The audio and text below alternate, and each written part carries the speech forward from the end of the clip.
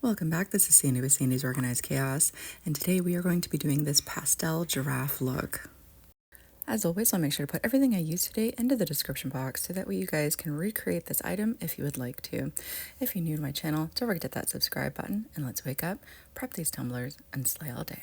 Let's do this.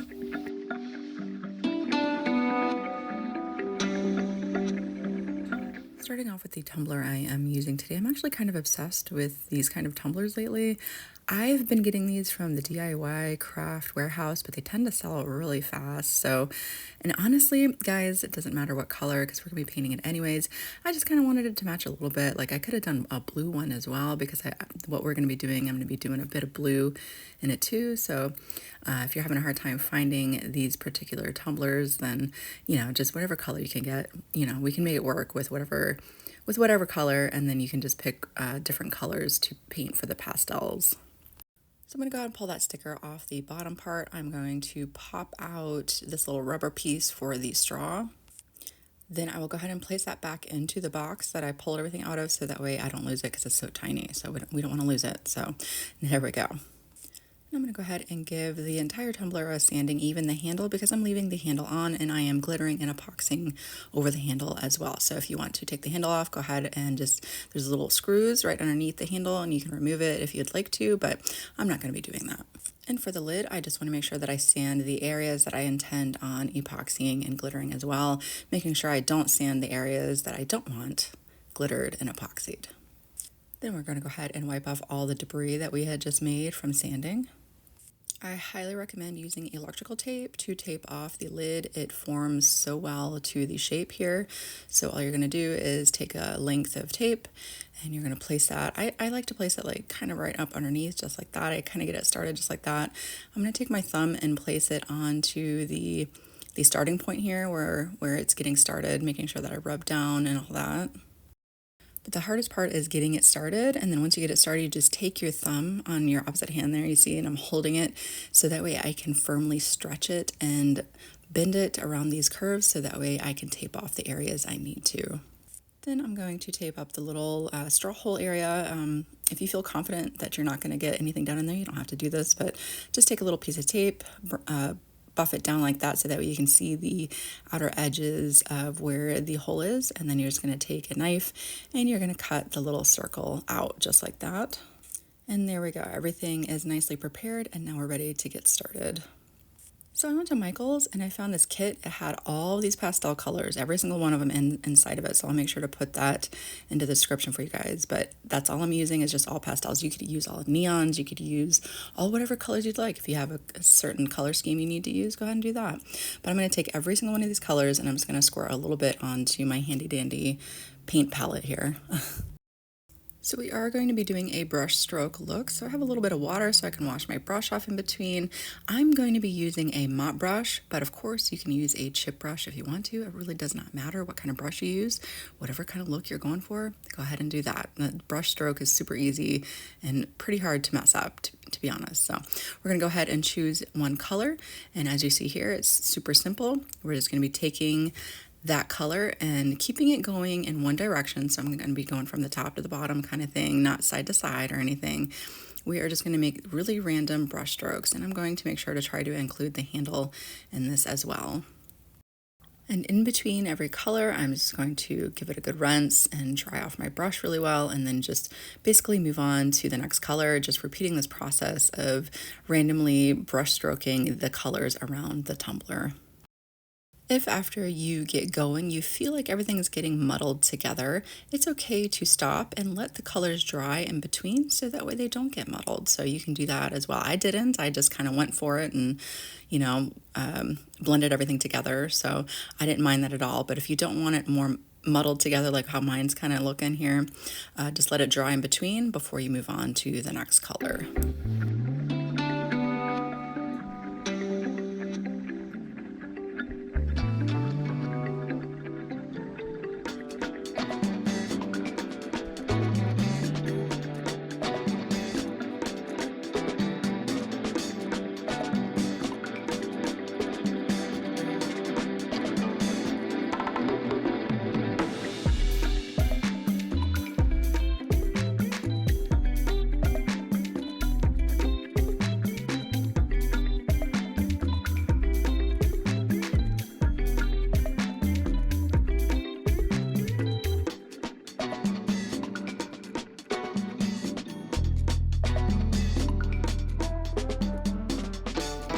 And of course, whatever you do on the tumbler base, you want to make sure that you come through and do onto the lid as well. So again, we're just going to take our colors and just randomly give it little brush strokes.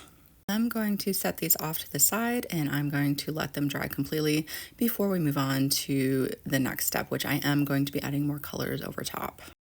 Now after it's dried, I am going to take this more angled foam brush and I'm just going to give it more of a chiseled kind of look to it. So the first step was just kind of getting that color down. Now this is more of like fine tuning where you can come in and just really add these chunkier brushstroke look colors to it.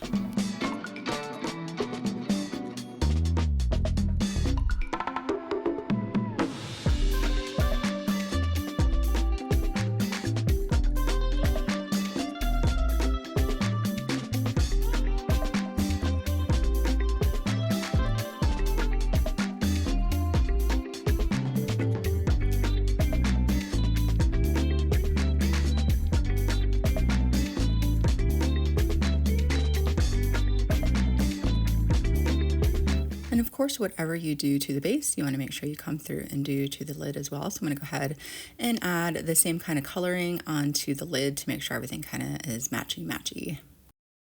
All right, I let everything dry nicely for me. So now we're going to go ahead and add our glitter over top. So I'm going to just be using a white glitter. I'm going to be using Pinnacle, but you can use whatever your favorite kind of opal-y glitter is. This is more of a, it's like a 50-50 where it's opal versus pearl. There we go. So it works really well for it as well, just as long as it's not 100% pearl, because you want to be able to see the coloring of your paint job underneath. And I am using epoxy as my adhesive, as you can tell. Now after I apply a very thin layer of that epoxy, I'm going to go ahead and sprinkle down my glitter. And of course we will set that off to the side and let that cure. Now, if you are epoxying and you got it down onto our little tape job that we had done there, go ahead and remove the tape, but I feel confident that I didn't get the epoxy on there, so I'm just gonna leave it and it'll be fine. We just don't want to accidentally glue that down, you know what I mean? So we don't want to do that. So now we're going to do the same thing. We're going to apply a very thin layer of epoxy over top of our tumbler. Sprinkle down our glitter, and then after we're done doing that, we'll set it off to the side and let that dry with the lid. Now that everything is dry, we're going to go ahead and start getting our coats of epoxy on. You just want to give it as many coats as you need to make sure we have a nice smooth surface for what we're going to do next. I'm going to go ahead and smooth on some layers of epoxy here. I'll go ahead and hit it up with my torch, popping all those little micro bubbles, and we will let that cure completely before we start adding our vinyls. Now for the lid, I'm going to use UV resin, but you of course can use regular epoxy for this if you would like to, but it's just a lot quicker for me when I use the UV resin. So again, we're going to go ahead and smooth on a nice thin layer of epoxy. Once I get that on there, I'm going to go ahead and make sure that I spread it and make sure it's as even as possible. I'm going to take it and just smooth it right around the edges as well, because I want it to come all the way down and around where we have glittered. So it's trying to be careful that I don't build up too much. This is why I like to do just thin layers as I go. So I'll do this one thin layer where it's just pretty much a skim coat over the top of the glitter, and then I'll come through and add another coat of UV resin over top until it's smooth for me. Now UV resin is cured with a UV lamp, so before I do that I'm going to go ahead and hit it up with my lighter there and pop all those little micro bubbles and then cure it with my UV light. Alright, we have nice smooth surfaces for what we are going to do next, but first thing we want to do is come through and clean up our rim. So I'll just take a razor knife and I'll come through and very carefully chip back any paint and epoxy right off the rim. Then I'll come through and take a piece of sandpaper and I will make sure that I finish up the rim here, making sure it's nice and smooth. And I'll come through and do the handle if I need to. Anywhere that just has little bumps on it, you just want to sand that down until it's smooth. And for the lid, I'm going to come through. You can see on the lip there, there's a little bit that kind of came up underneath. So I'm just going to very carefully come through and just like we do with the rim, just trim that away, making sure it's nice and tidy looking. And with the sandpaper, just come through again and just lightly give it a sand, making sure it's nice and smooth. And the same thing around where the straw hole is, you just want to come through and trim back any extra epoxy and give it a good sanding so that way it's smooth. All right, so the giraffe pattern I got right off of Creative Fabrica. I'll attach it, and all I did was stretch it out to fit the entire form of my mat. So I think it was like 11.5 by 11.5 or something like that. That's all I did, was just stretch it out to make sure that it fit the entire thing, and that's the size I'm going to use. So obviously, if you're using a smaller tumbler and you don't want your pattern as big, you can size down a little bit if you need to. And I printed it out to match the look that I'm going for. So I did like this very pale pastel pink. Again, choose any color you're going with here to cut out your vinyls. And for me, it's just easier to go ahead and lay everything down by hand, so that way I kind of have control over what's happening here, especially because we're going to be doing that curvature of the tumbler and everything. The only thing with giraffe pattern is it has to be a certain width apart in order for it to stay looking like giraffe. So as you can see on the transfer sheet there, how it looks, how far apart it is, and that's just what you're going to kind of base it off of whenever you go to put it on your tumbler. You want to make sure that the spacing stays pretty uniform, so that way it doesn't lose the concept that you have here.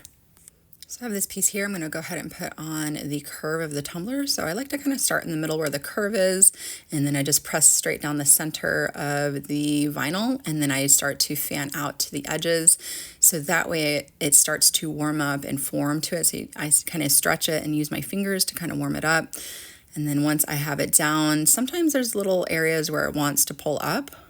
So I will just come through with my little scraper and just really push it down and make sure that it lays nice and flat. That's the great thing about vinyl, is once you warm it up, it will lay flat for you. You just have to really work with it.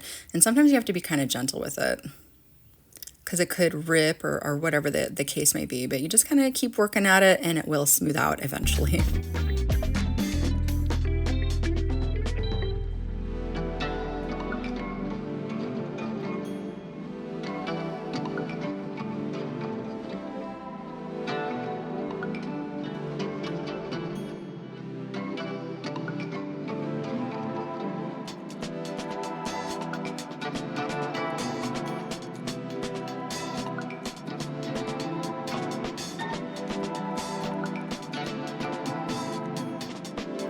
Now for the handle, there are some pieces that were like half cut off when we went to go cut out our vinyls. So I'm gonna actually utilize those pieces, and that's what I'm gonna use around the handle, because I don't want it to fully wrap around the handle. I just want it on the outside of the handle.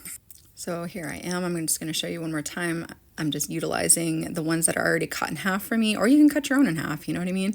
And just keeping it all kind of in the center, down the center of that handle. Now for the lid, I'm going to go ahead, and these are obviously going to drape off the outside edge, but I'm going to burnish it down really, really well. And what's going to happen is you're going to see right where that edge starts to crease down. There's a little bit of a double edge there. And I'm going to use that to trim it back, so that way I have a nice shape to it. So it all looks uniform. It almost looks like I had it professionally cut out, you know? So that's all you want. I'm right there. I'm popping some bubbles that were in my vinyl. I just take my little weeder and push down in there. But right there, you can see the little indent where it starts to go down, and then I'm just going to very carefully come through and trim that back just like that, and then just pull that away. And there we go. Now it has a nice shape to it. I'm just going to finish that up.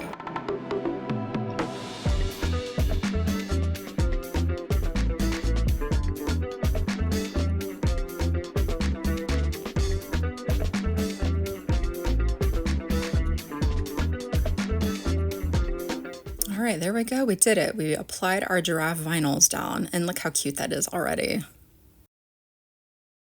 I'm going to go ahead and add a coat of epoxy over top, and I'm going to add some opal glitters down into it. I'm going to use some moonstone. I just think it's super cute and kind of girly. It kind of adds to that girly look that we're going for here. So I'm going to go ahead and get that applied, put that onto my turner, hit it up with the torch, and let that cure.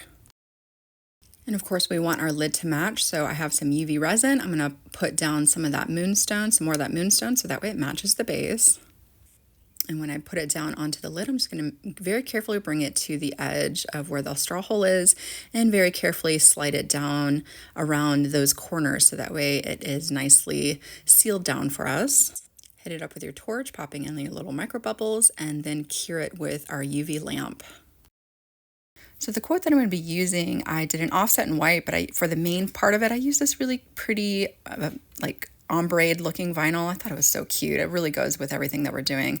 And the little bows I got from Hobby Lobby. So I thought those were cute too. I just happened to see them and I'm like, this will match perfectly with what I'm doing. And I think it was about $3 for them. So I'm gonna go ahead and get that quote applied. And these are UV DTF decal or UV decals. You know, you guys know what I'm saying. So you want to push the decal down onto your surface and make sure you smooth it out really good. And then you want to remove the transfer tape off of it. The transfer tape doesn't stay on these ones for anybody who is new to using these. Super duper easy. Now, the funny thing is, I was only going to do a few of these little bows, and I wasn't even going to use the little flowers that came with it. I was just going to do it like right around the decal there, but then I was like, you know what? No, we're going to go ahead and go all out. So I just used every single bow and little flower and heart that was in there, and I jazzed up the entire tumbler, including the lid.